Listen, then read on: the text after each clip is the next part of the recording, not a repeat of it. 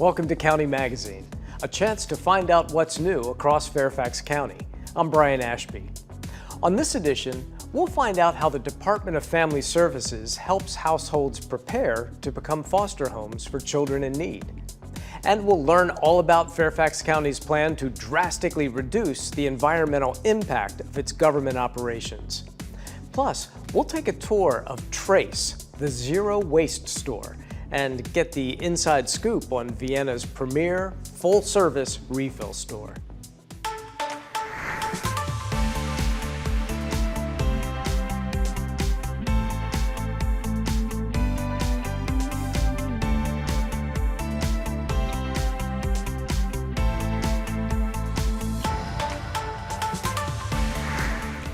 Right now, hundreds of kids in Fairfax County need a temporary, loving home until they can safely return to their families. The Department of Family Services helps match foster homes with the kids who need them most. Critical to this process is preparing foster parents for the road ahead, while ensuring a safe home for the child. Here's more.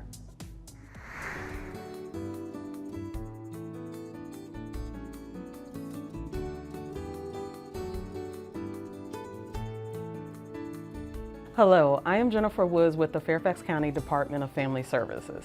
I am here with Darlene Alvarez, who is one of our wonderful foster parents. We are here to discuss one of the most important steps to becoming a foster parent, the Mutual Family Assessment, which is also known as the home study process. This process evaluates your ability to provide for the basic needs as well as meet the emotional, developmental, and medical needs of a child in foster care.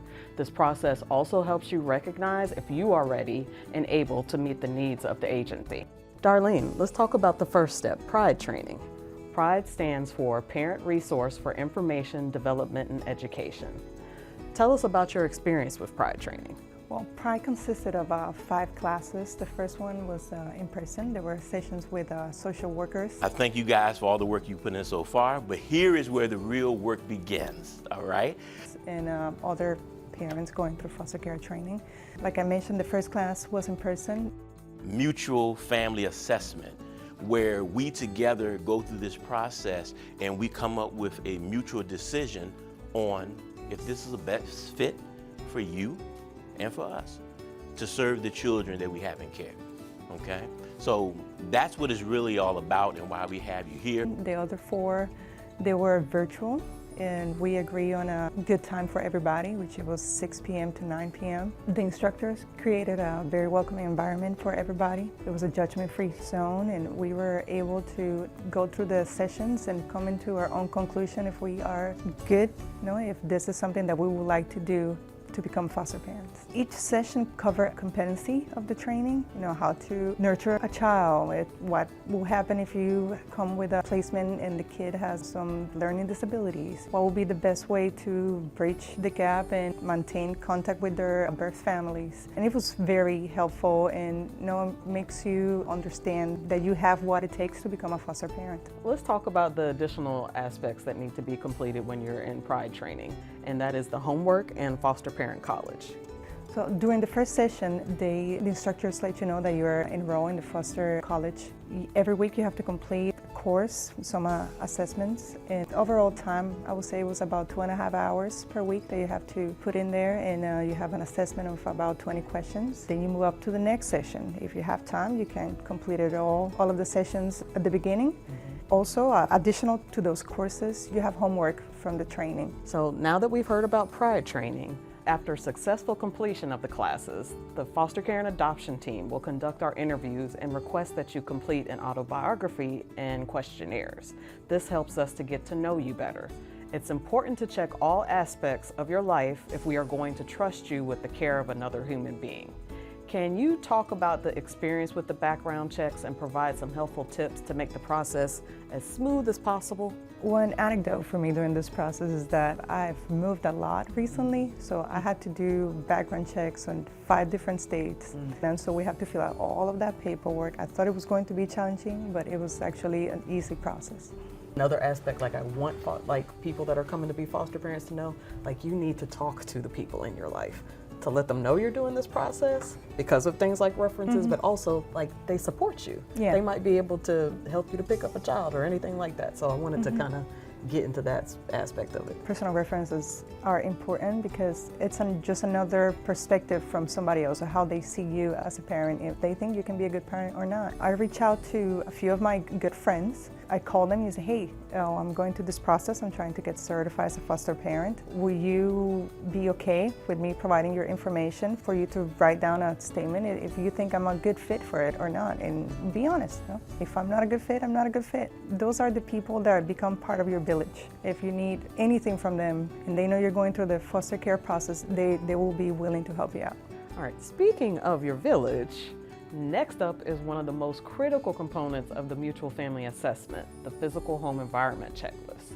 We need to see where the child will be sleeping, living, eating. How is your home maintained? Are there easily accessible exits and emergency plans? Darlene, as a foster parent, please talk us through the check of your home and what was looked at for safety. During the check of my home, walk around the house, make sure the house was safe. Look at where do we keep our knives? Do you have fire detectors? The smoke detectors? Do you have the fire extinguishers on hand? How's your pantry look like? Like rules about possibly owning a firearm if you happen to have one or not. Where to keep any alcohol beverages. Also went to see the room where the child could be and make sure it has a bed. Now that we've looked at the safety of your home, we want to look at your well-being. The last few parts of the process include a medical examination to ensure you are in the best possible health to be a guardian. We also need full disclosure of your financial information. Despite receiving a stipend and some supports, the responsibility is mostly on the foster parent to feed, clothe, and entertain the child and enrich their life. Finally, we will decide if both you and the foster care and adoption team are a great fit for each other. Only when both parties say yes, then it's a full go. That is why the process is called a mutual family assessment. Are you ready? Here is how you can connect with Fairfax County. You can send the program an email at beafosterparent@fairfaxcounty.gov. You can call 703-324-7639. Or you can fill out the foster parent interest form by scanning the QR code on the screen. I hope you've learned more about becoming a foster parent and the mutual family assessment. You can be a foster parent too.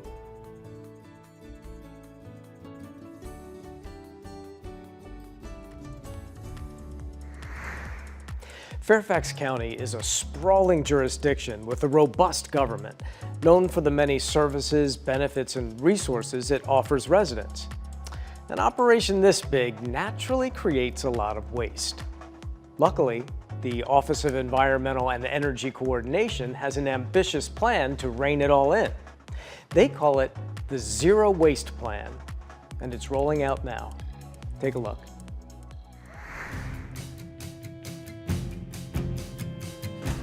The Operational Energy Strategy is a plan adopted by the County Board in 2021 that set goals and strategies to reduce the environmental impact of county government operations, mostly by optimizing energy use.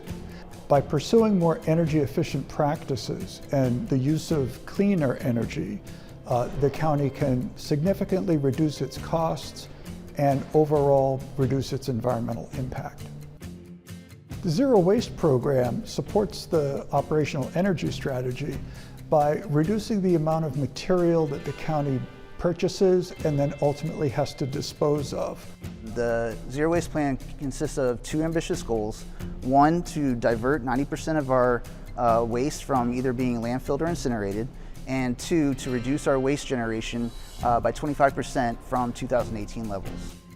The Zero Waste Plan includes 24 strategies and 4 essential pillars that are known as the 4 R's: reach out, reduce, reuse, and recycle. Reach out means working together, sharing ideas, educating others, and assisting county departments in their various zero waste efforts. We have created a Zero Waste Champions Network, and these champions are crucial in finding their department's main sources of waste and educating their co-workers on the importance of reducing waste. Reduce means using less from the start, less paper, less packaging, fewer disposables. The less we use, the less we throw away. Reuse is all about making the most of the products and materials we do use, such as by procuring durable, repairable, and reusable items and making them last.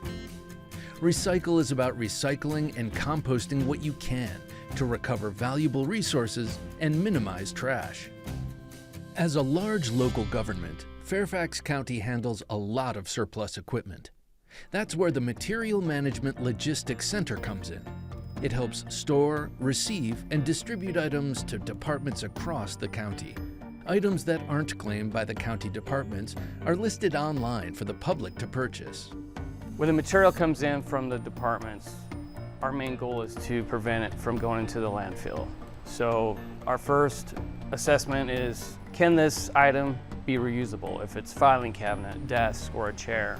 If material cannot be reused, then we look at it and see, well, maybe parts of it can go to scrap metal. So with the Zero Waste program, we have items that we want to put on govdeals.com where customers can go out there and claim items. So instead of for a department to spending hundreds of thousands of dollars on new office equipment, they can go out to the site and claim items for free at no cost. And then if those items do not have any interest from an internal standpoint, then they'll go on to the general public side where they can bid on items. 70% of the items that are claimed are going to schools. We have a huge partnership with them. For instance, we had a lot of sporting equipment that was not being used from the summer programs. So we've decided it would be best to put it out on GovDeals. As soon as we put it on, teachers, PE teachers, schools immediately claim those items. It's very exciting to work with this program. I know the importance of waste reduction with such a large county as Fairfax County. We produce a lot of waste, and so when the county government can take its role seriously in reducing that waste and showing that we're very serious about that, then I think that shows the citizens of the county that this is something important to us and that we are showing them how to do that. Fairfax County's Zero Waste Plan is more than just reducing trash. It's about rethinking how we buy and use resources, leading by example, and doing our part to lower the emissions caused by the production and consumption of goods. With the commitment of county staff and the support of residents, we're building a cleaner, more sustainable future. You can find a wide range of resources, tools, and information about the county facility's Zero Waste program in the Zero Waste Toolkit and the DPMM website. Many of these can be easily applied by community members both at work and at home to support zero waste efforts.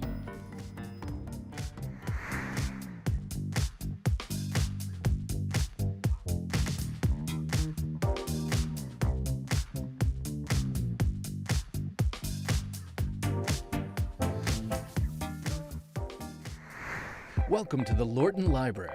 Co-located with the Lorton Community Center, this vibrant hub is more than just books. It's a space for learning, connection, and discovery for all ages. Explore the collection of over 30,000 items, high-speed internet stations, Wi-Fi access, and a variety of different spaces to meet your needs. In the children's area, imagination takes center stage beneath a breathtaking sculpted tree. Its branches stretch across the ceiling, inviting kids and parents to curl up in a cozy nook and get lost in a good book. Teens, your space is waiting for you. The Teen Lounge is your zone to study, game, or just hang out, surrounded by your favorite YA reads and graphic novels. Need a quiet place to focus or collaborate? The library offers private study rooms, meeting areas, and designated spots, perfect for diving deep or a quick break. In addition to the many titles you'll find on our shelves, visitors can also access the Library of Things and World Language Bags, as well as the many programs presented by our staff and volunteers. If you can't find what you're looking for, our library staff are always happy to help. Come check out the Lorton Library, located at 9520 Richmond Highway in Lorton, Virginia.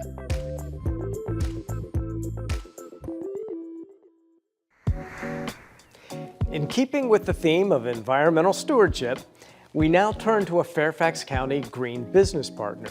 called Trace, the Zero Waste Store. Trace is a local refillery that harkens back to the days before pervasive plastic packaging and disposable, well, everything. Check out this retailer in Vienna that's making Fairfax County a greener place, one refill at a time.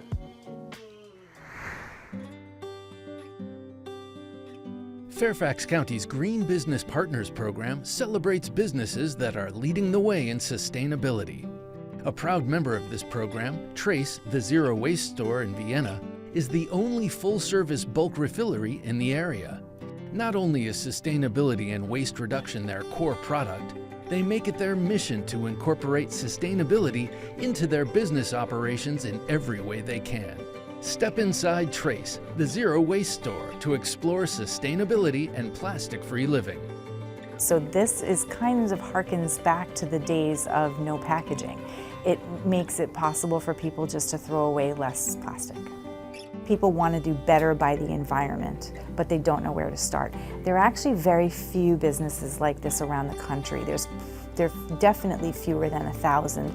We are one of the full-service refill stores in that we offer food as well as lotion and soap and things like that.